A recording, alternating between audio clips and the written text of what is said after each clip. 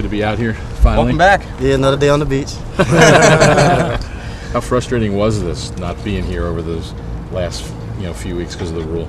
It was frustrating because I'm not in school. I withdrew out of school, so just having to sit through that whole waiting on school to get out, and then just me calling, talking with the guys, how we doing, how we looking. We're looking good, we're looking better than we did at this point last year. A lot of guys are telling me, and that's a good thing to hear, but in the same token, I kind of want to get in and get to mesh with the vets, get to pluck their brains in a little bit and just become a sponge, how rookies should be out here, and it just sucked that I couldn't get out here sooner, but I'm here now, so it's all business. How much did you talk with Coach Cromwell and Coach Shermer? Pretty often. I spent a lot of time, more times than none, speaking with Sam and Jerome Murphy, just trying to get a feel on what we're doing on both sides of the ball, how everybody's looking on both sides of the ball. So spent a lot of time, like I said, communicating with Coach, but as well, on top of that, talking with my Q. I know you can train and stay in shape, but is there a way you were able to maybe emulate like the passes and working with a quarterback like Sam, somebody throw to you, or how did you? I had our college quarterback from last year. I piped through me a couple balls, working out with our young quarterback out there, and then just doing little drills like bringing the jugs out, setting them up, me sitting down flat on my butt, shooting the jugs over a chair, stuff like that to try to catch me, just trying to simulate the best way I can of what we have out here. Guys trying to get their hands up in the quarterback's vision, catching behind the back passes and stuff like just trying to make it hard on my end, the hardest of the stuff that I could have think of for me to do out here. So when I get out here, stuff is really easy. Where'd you do that? Did you do it at the college? Or, Yeah, I was at my college in the indoor facility as well. Two different venues. Who was he mentioned? The young Cincinnati. Who was that? Zach Caleros.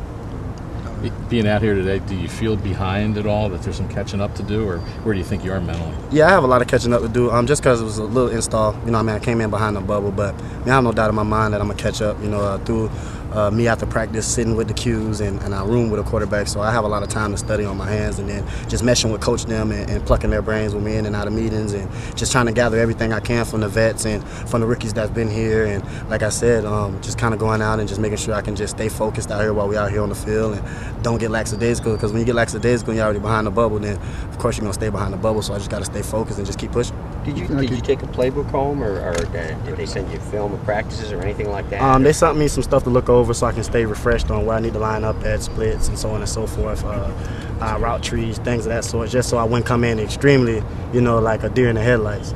So when did Cincinnati graduate? Their last final is today. Today. So they have a final today. I think graduation is next week, if I'm not mistaken. You think you clicked pretty good with Sam? Yeah. We're meshing pretty good. We've been familiar. We were familiar with each other in 08 when we competed against each other, when we went to their house and played those guys.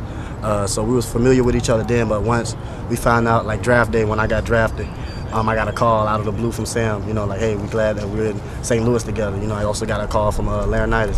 Hey, we're glad we got you up here in the loop. So that right there let me know that we got teammates that paid attention to me, because as a rookie, you just think, yeah, I'm just a scab, man. I got to carry books and I got to give people water and carry their bags and stuff like that. But all in all, it's so much love around here, man. I don't really feel the whole veteran rookie thing. It's like we're all just one squad. Do you think it seems like a kind of a strange rule. Do you think that's a fair rule to have to wait to the senior class? Especially since you're like you said, like a lot of draft guys, you withdrew from school. You can look at it both ways, as in it sucks for us draft guys who come out of school and then you have to wait that long. But then in the same token, I think about the guys who are trying to come out here and double duel it as well, and trying to work and go to school and trying to get what they actually went to school for in the first place, and that was to get our education. So it's, it can be a plus and a minus, the best way I can look at it. I guess you got just next week, and I think the rookies stay for, one more week? Is that right? So can you catch up? I think I'll be pretty much caught up, or I'll be fairly along the lines of where everybody else would be at, as far as the information that's going to be put in my face and the way I'm taking it in, because I'm taking it in pretty good, pretty fast, so I don't have no doubt in my mind that once training camp hits, we're going to be all in rolling. So it sounds like it's more the mental stuff, that learning the new system and that, than just catching balls and running around. That's it, the catching and the running, that's the easy part. It's just worrying about that playbook. The playbook looks like a phone book, it's like the yellow pages, man. About how far along are you in that playbook? We about halfway through the thing. I skimmed through the whole thing, but studying wise, probably got somewhere between quarter to halfway. You think you can be a major contributor here? Let's get a couple more guys. I didn't think they brought me in to sit on the sideline, so I'm gonna come in and I'm gonna try to contribute the best way I can to bring the greatest show on turf back to St. Louis. 2 more questions. What were you, anything specific? Anything specific you're working on with Sam out there, or just? Me personally, I wanted to work on getting in and out of my routes because I slipped. It's like the same route I kept slipping and falling on all day. And then I did the first 2 shots we had at I went and slipped again 2 times in a row. But it's just another tool that I've been using with my quarterback, just trying to get in. We're going over more plays. He gave me a little small percentage of plays after practice, just to keep me brushed up for what we're doing and just kind of keep me, in line.